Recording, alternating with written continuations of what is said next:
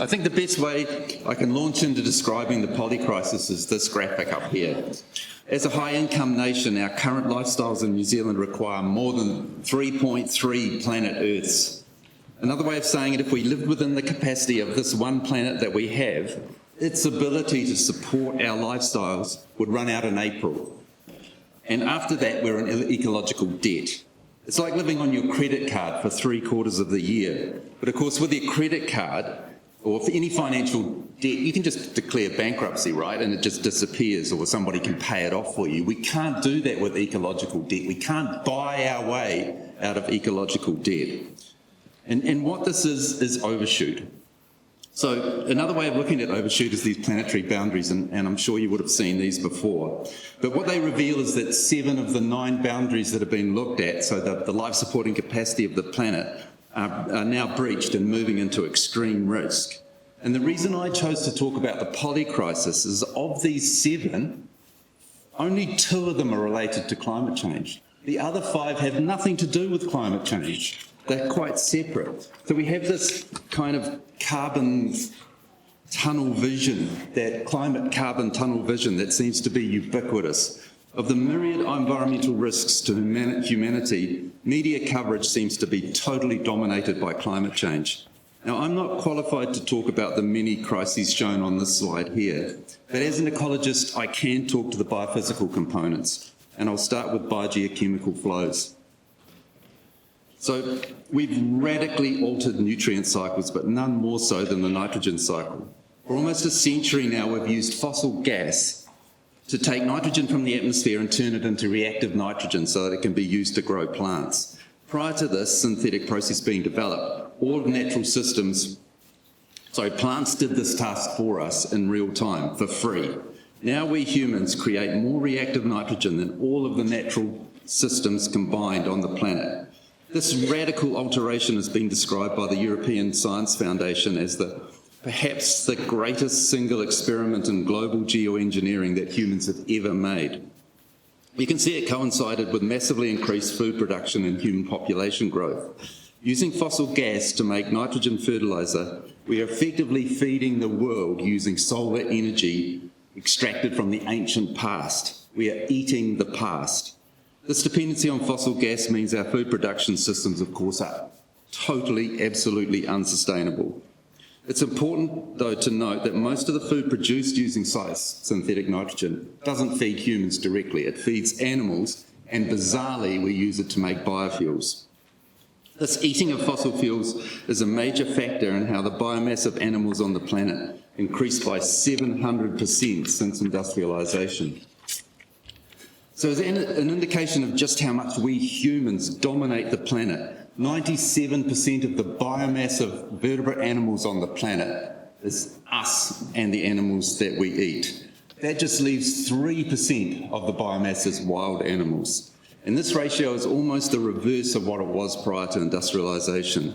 So little wonder we have a biodiversity crisis, even without climate change. Our current extinction rate is somewhere between 100 to 1,000 times higher than the previous average. So we're now in what's been called the 6th Great Extinction. In the past 50 years, wildlife populations have declined by 73%. In the last 4 decades, insect populations declined by 43%. It's even worse for freshwater biodiversity. In the last 50 years, freshwater megafauna populations have declined by 88%. The devastation of natural landscapes through deforestation, urbanisation, continues destroying habitats, biodiversity, and has multiple ecological impacts. Around 10 million hectares of forest are cut down each year, and the rate of deforestation is accelerating.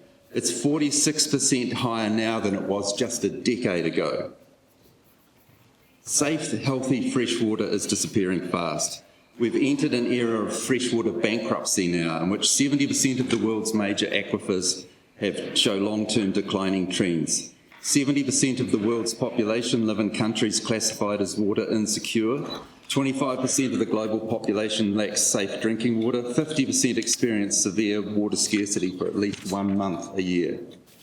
Another outcome of synthetic nitrogen availability and the associated globalisation and industrialisation of food is that we now have energy negative food. What this means is we have to put more energy into getting our food than we get back from it. So prior to industrialisation, all the food we consumed was energy positive. We got more back from it than we put into it. Obviously, this is a prerequisite for life. But now the energy return on investment for food, so what it was about plus 69. You got 69 units back for every one you put in. It's now minus 10 or worse. So, for example, in the United States, the industrial food production system uses 10 to 33 units of fossil energy to plough, plant, fertilise, harvest, transport, refine, package, refrigerate to deliver just 1 unit of food energy. Another existential crisis related to food is deteriorating soil health. At current rates of salinisation, acidification, compaction, nutrient depletion, contamination by heavy metals and erosion, 95% of the Earth's usable soil will be significantly degraded by 2050. Wetlands have also been radically altered. Globally, more than 80% of wetlands have been destroyed, and the proportion is projected to be 90% by 2050. What remains of our freshwater bodies are becoming increasingly polluted. Excess nutrients in waterways lead to eutrophication. This depletes oxygen in rivers, lakes, estuaries and oceans, leading to hypoxia or death through lack of oxygen, and algal blooms also, which are toxic to all life. When this nutrient-rich water hits the oceans, it leads to dead zones, as we can see here, and the number of these has quadrupled in the last few decades. Excess nitrogen in rivers and aquifers ends up also in our drinking water, of course, and has serious health impacts. In some New Zealand rivers, we have the highest flux of nitrogen found anywhere in the world. As a result, 800,000 New Zealanders receive domestic drinking water with nitrate concentrations at levels associated with significant increase in risk of colorectal cancer. And surely not coincidentally, New Zealand has the highest rates of colorectal cancer in the world. Another water crisis is from plastic and emergent contaminants. More than 350,000 distinct chemicals and mixtures have been registered for commercial use. They end up in the environment and our food via water. Most are uncharacterised, unquantified and unregulated. Another existential crisis is antimicrobial resistance. This is one of the top global health threats and results from the misuse and overuse of antibiotics in humans, animals and aquaculture. Our ocean fisheries are also in crisis. If current trends of overfishing and pollution continue, by 2050 the populations of just about all fish stocks will collapse. Another example of overshoot is all the non-renewable stuff we manufacture, mine and hoard. The weight of all the material stuff we've amassed now exceeds all living biomass, a stark contrast to a century ago when it was just 3%. All of this stuff means more waste. Since 1900, we have discarded 2,500 trillion tonnes of stuff. We disregard 85% of ores, 26% of non-metallic materials we extract, and we waste more than just the physical stuff. Every year we discard, mismanage or waste 78% of the total fresh water withdrawn, 49% of the food we produce, and 31% of the energy we produce. Much of the stuff ends up in oceans. So, for example, the Great Pacific Garbage Patch is now estimated to cover an area 6 times the land area of New Zealand. Now, I could keep going with these examples of symptoms of overshoot, but I need to turn now to what it means and what we should do about it. This graphic, if you remember nothing else from my talk, this reveals our dilemma. Economic growth, which is what governments and it seems almost everyone is fixated on, means more fossil energy consumption, more greenhouse gas emissions, more non-renewable material extraction and more harm. GDP comes in for a lot of flack, but the one thing it's really good at, it's the best measure we have of all of the environmental indicators available, is the best predictor we have of environmental and climate harm. So it's important to recognise too that the ecological impact of our economic activity and consumption is profoundly unequal. The small high-income fraction of the global population is responsible for most of the damage, which disproportionately harms the poorer majority. The richest 10% of people on the planet, which includes 50% of New Zealanders, is responsible for 2/3 of global environmental damage, most of the greenhouse gas emissions, biodiversity loss, pollution, resource depletion, while the bottom 50% contribute only a tiny proportion. In the past 2 centuries, which is just a fraction of human history, the human population increased 8-fold, gross world product increased 100-fold, all powered by a 1,300-fold increase in energy consumption. And to show how impossible this growth is, if we were to keep growing at the rate we have for the last 35 years, then in the next 35 years we would have to consume and pollute more than the previous 300,000 years.